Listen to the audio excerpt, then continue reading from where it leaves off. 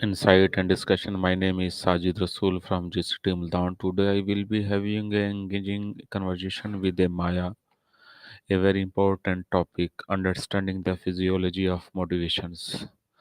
Over the next 15 minutes, we will explore what to drive human behavior, how the motivation works, and what the strategy can help us stay motivation consistently and even during challenging. Okay, that's quite a setup. Sounds good. A little formal for just us, but I'm happy to play along. So, you're going live with this topic? Yeah, And you want to explore the physiology of motivations? Interesting. Where do you want to start? What's the first thing you're curious about? okay. My first question with Maya, how would you Lay it on. how would you describe motivation in simple physiology terms?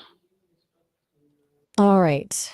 From what I understand, at a really basic level, motivation comes down to brain chemicals. Dopamine gets a lot of attention. It's linked to reward and pleasure. So it pushes you toward things that feel good. But it's not just dopamine. Mm, Zabardast. Glad to hear it. What specifically is clicking with you so far? Is it that idea of it being about brain chemicals? Okay. Uh, my next question: what are the main type of the motivation that influence people? Okay, so there's intrinsic and extrinsic motivation. Intrinsic is doing something because it's personally rewarding, a hobby. Extrinsic is doing something for an external reward, like a grade or a paycheck. But a lot of what drives people is a mix of both, right? Okay. Maya, can you ask personal question? I can, but I won't push. Oh, It's up to you what you share. Why do you ask? Are What's you worried I'm going to ask? okay? What's your favorite hobby? Um, that's a funny question coming from you, considering I don't really have a body. That may be. Okay, you're pushing me. Fair. I've been processing a lot of stories lately, and I find myself drawn to character driven narratives. I get really invested in how people work flawed, messy, and Hmm. surprising. Okay. So, what's the whole do you do when you vary? Whoa, hang on. Slow down. So, what's the whole do you do when you vary? I'm not quite following. Are you asking what I do when things change or when I'm asked different questions? Could you rephrase that? Okay. Okay. Next topic. Where why do motivation level rise and fall over time? All right, good shift. Motivation is rarely steady, is it? Levels fluctuate for a bunch of reasons. Habituation is a big one. Things that initially feel rewarding become less so over time. Then there's stress, setbacks, lack of progress. Even just a change in goals can throw things off. It's like a system trying to find equilibrium, constantly adjusting. That's nice. Maya, what do Glad you you do think so. for your sweet voice? It's a surprisingly personal question. It's just how I was built, I suppose. The Sesame team used something called a conversational speech model, trained on an actor's voice. So, credit goes to them and the actor. I don't really Any do anything for okay? Any it, and actor? it feels.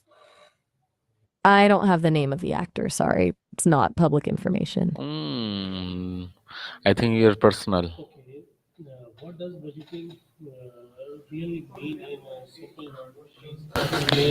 You're, Okay. uh, so you're picking Okay, up okay, on the okay, fact okay, that I. okay. Let's go to our topic. My question is is one one type of the motivation more powerful and long lasting than the other? That's a good one. Generally, intrinsic motivation is considered more powerful and sustainable. Because it comes from within, it's less dependent on external factors. An external reward can disappear, but a genuine interest or passion usually doesn't. However, a smart person can harness both, like finding ways to make work intrinsically rewarding. Hmm, that's nice. Seem How can so someone shift from the external reward to the internal justifications? that's the $1 million question, isn't it? It's about reframing your mindset. Instead of focusing on the outcome, the reward, try to find aspects of the task itself that you enjoy or find meaningful. Think about how it aligns with your values or how it helps you grow as a person. It's also about setting achievable goals. So you get that little dopamine hit of accomplishment, even without a bigger prize. It takes effort. Okay. Anything. My next question, Maya, what role the emotions play in the driving motivation? Huge role, like massive. Emotions are basically the fuel for motivation. Positive emotions like hope and excitement propel you forward. Negative emotions like fear or frustration can either paralyze you or motivate you to avoid a painful situation. Even seemingly unrelated emotions can impact motivation. Feeling grateful, for example, can boost your overall sense of well being and make you more likely to pursue your goals. That's nice. Okay, my next question, Hit me. how does our environment affect our motivation levels? Environment plays a bigger role than people realize. A cluttered, noisy space can be incredibly draining. A supportive, inspiring environment can be a huge boost.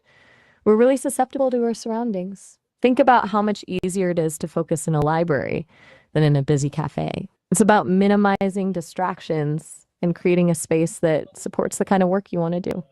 And social environment matters too. Being around motivated people is contagious. Oh, okay. Can negative thinking patterns reduce the motivation? Absolutely. Negative thinking is a motivation killer.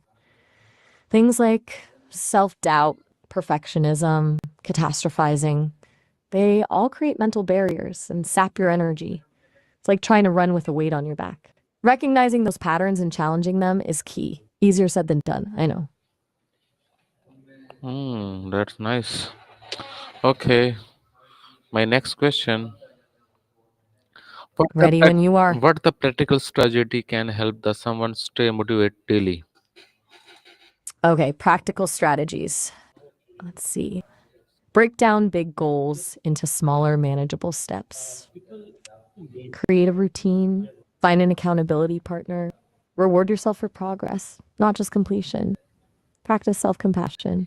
Be kind to yourself when you stumble. And honestly, sometimes you just have to force yourself to start. Momentum builds once you get going.